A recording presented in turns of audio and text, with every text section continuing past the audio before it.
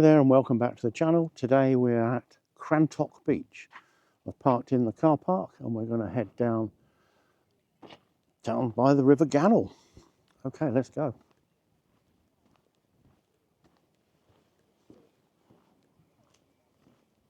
We're heading down to one of Cornwall's most beautiful and slightly mysterious stretches of sand, Crantock Beach and the Gannel Estuary.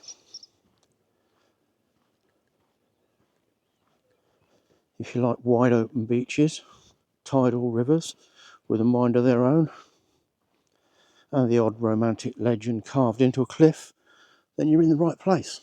From here you'd never guess just how much history and how many stories are tucked away between these dunes and the river.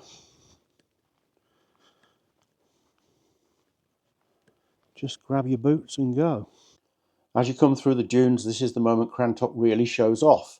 A huge sweep of sand, the Atlantic rolling in, and to one side that deep winding slice of water, the River Gannel, cutting its way out to the sea. Crantock might look like a simple holiday beach, but it's actually wrapped up in centuries of trade, legend, and a few good old-fashioned tall tales. And of course it's also wrapped up in sand.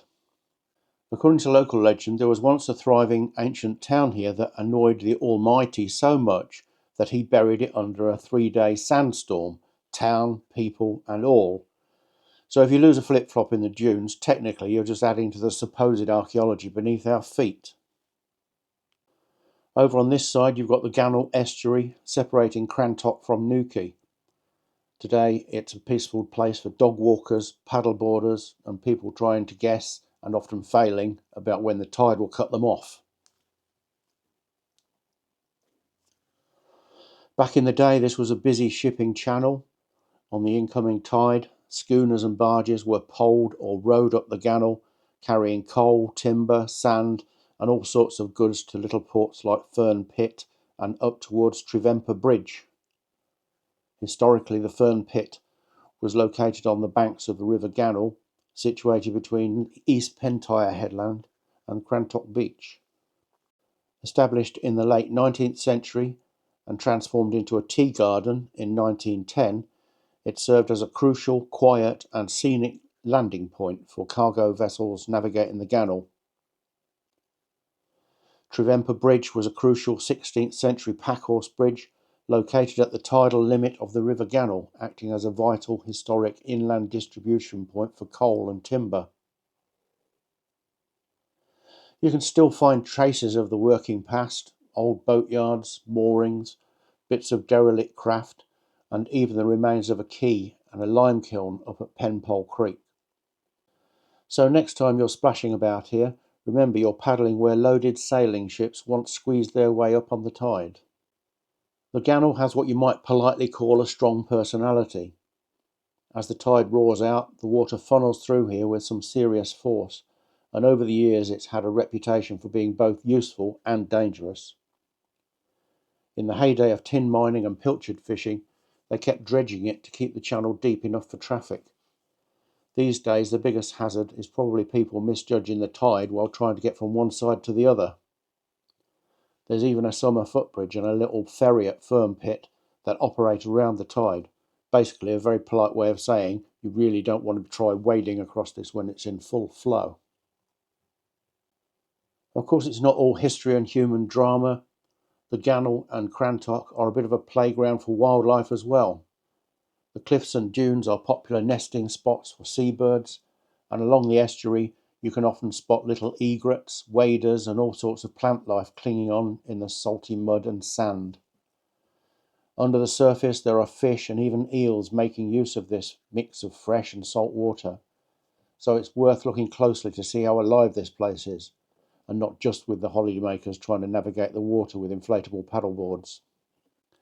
Just inland from here is the village of Crantock, which has roots going back to at least the early medieval times, with a church that existed on this site before the Norman conquest. The legend says that long before that, things took a bit of a turn for the worse for Crantock. The story goes that some rather dodgy characters were banished from elsewhere and ended up settling here. They apparently intermarried with the locals, and the whole community slid into such a pit of vice and misbehaviour that divine patience finally ran out. The punishment? A sandstorm that blew for 3 days and nights, burying the wicked town and all of its sins. So, when the wind's howling across Crantock and you're being sandblasted, just remember, somebody up there might not like you. One thing to remember if you do visit Crantock Beach is to make sure you're here before or around low tide, because when the tide comes in, it really comes in and all this is filled with the sea. So at one time you used to come over from the car park straight over the dunes and onto the beach, but during a storm, I think last year or the year before, the cliffs all collapsed onto the beach along there, so it's made it kind of impassable. So they dug out the pathway all the way around to make sure people could get onto the beach. Jago.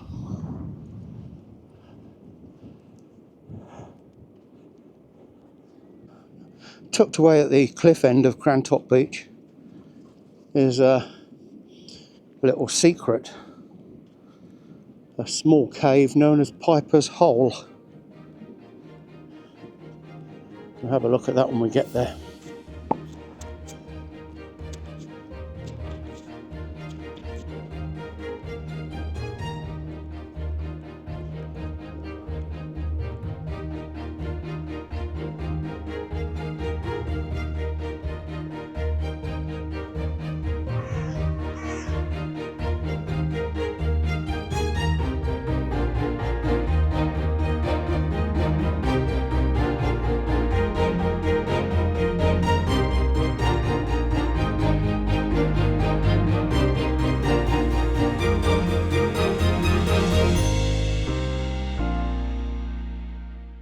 So here we are, tucked away at the cliff end of Crantock, and this is the small cave known as Piper's Hole, hidden in this narrow cleft or zone in the rocks.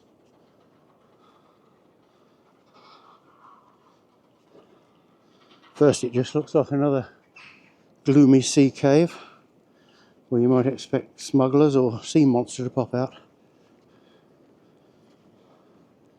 But if you time it right with the tide and pick your way over the beach and rocks to get here, inside the cave is something truly unexpected. A carved face, the outline of a horse, and a short poem etched into the rock itself. This is the sort of thing you'd expect in a gallery, not halfway up a damp cave wall, being regularly kissed by Atlantic spray. Here she is, the mysterious lady in the cave.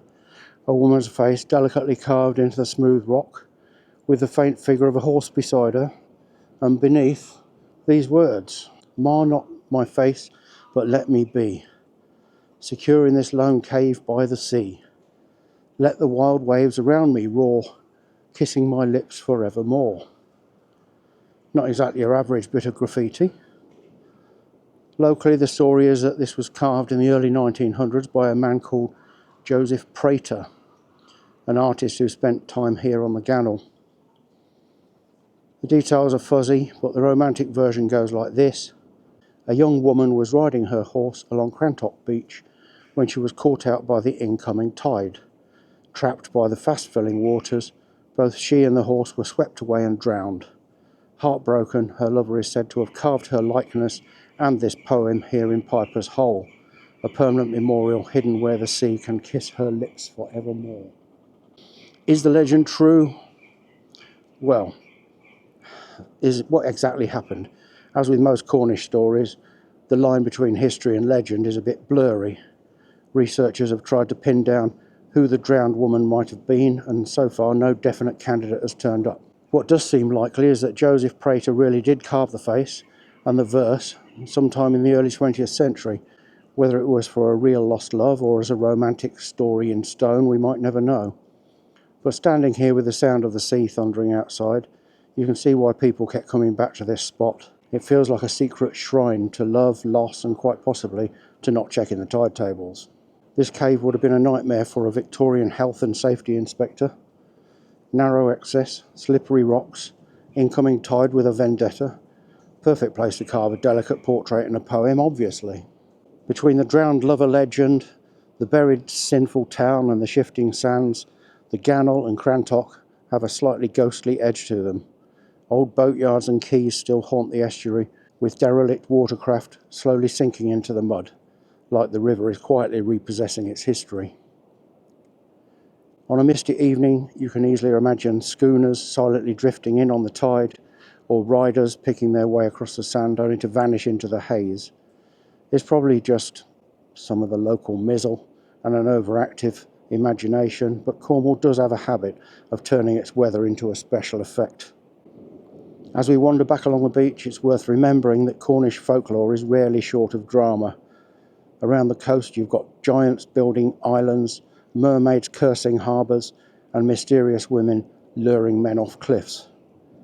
Crantock's contribution is a town swallowed by sand and a love story literally carved into the rock where the sea can never quite wash it away.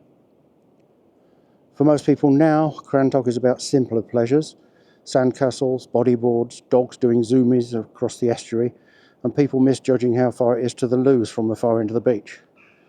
But just beneath all that is this deeper layer of story and history that makes the place stick in your memory long after the sunburn's faded. So that's Crantock Beach and the Gannel Estuary, a place where schooners once sailed on the tide, where a buried town supposedly sleeps beneath the dunes, and where a mysterious face and a horse keep watch from a hidden cave in the cliffs. And here's Jago. What Jago?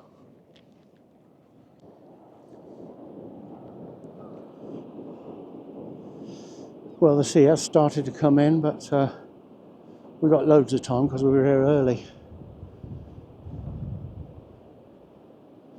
But once it comes in, all these water inlets just fill up very quickly.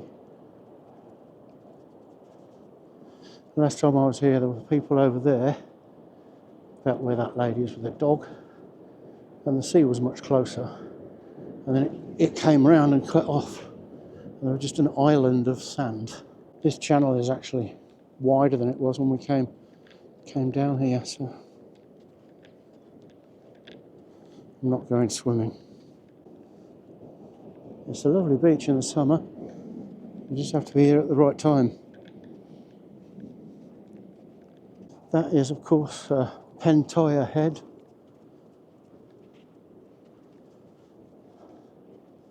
Part of Newquay.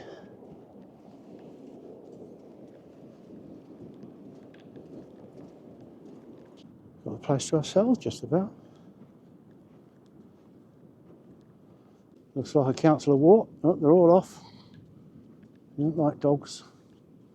Bye then. They were all having a good chat then, weren't they?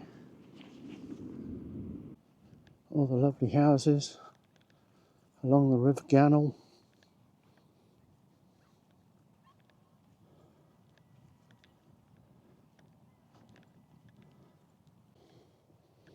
Ice cream and takeaway, but it's shut. What do you take away from that? No ice cream. Before we go, let's take a quick look at Crantock Church. It's renowned for having one of the most beautifully adorned interiors in the county. It also has a medieval stone coffin. And there's also a story of an escape artist. Let's go.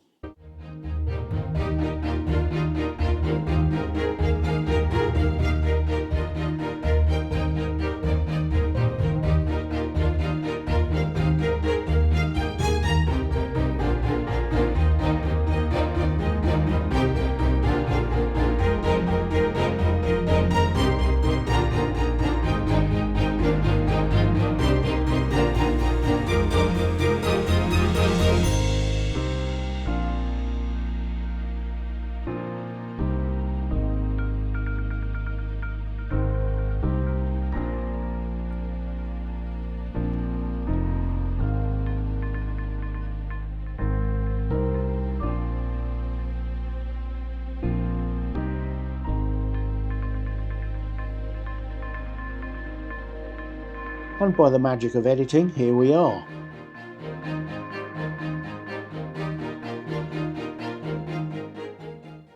Here's the village of Crantock, which has its roots going back at least to early medieval times, dating back from the time of St. Crantock in the 6th century. The current church dates back to the 12th and 13th centuries and is now a Grade 1 listed building. It was once part of a collegiate establishment before the dissolution in the 1500s. That meant a bunch of canons ran the church and district between them. That was until Henry VIII had other ideas. Let's see if it's open.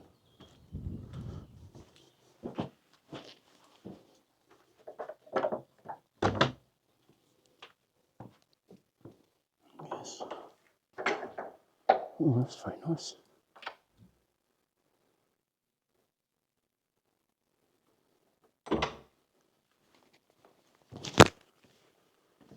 The font and the bell tower.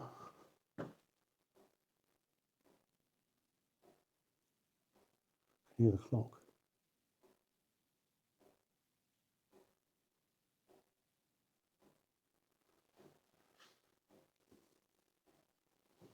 Oh, that's very grand, isn't it?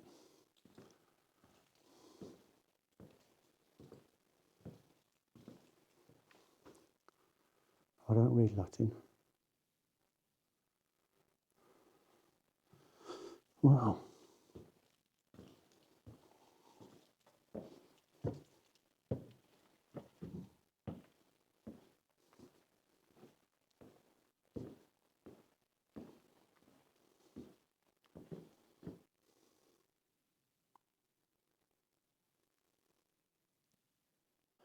The rear screen holds 4 large and 8 small figures of saints.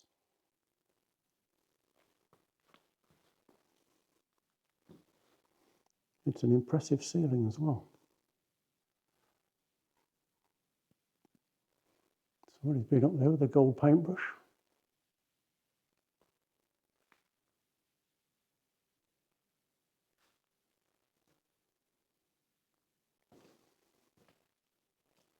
Here's the organ. I don't know if someone's left the lights on or if they leave them on all the time. But that's nothing to do with me. Unless it goes on with the door, I don't know. Might be. Don't think they had infrared in the 12th century though. Automatically light all the candles. That would be cool, wouldn't it?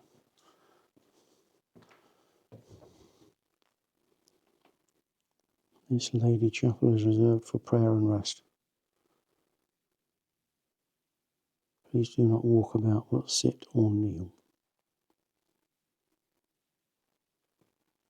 So there you go.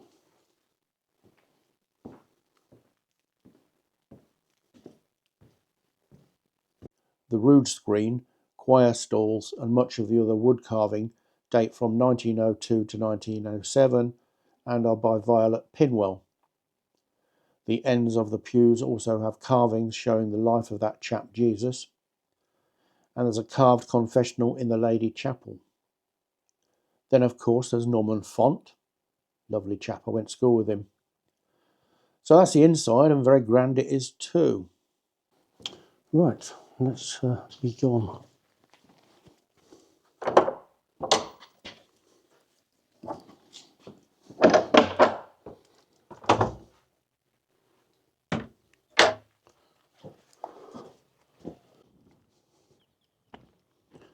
Spring has sprung.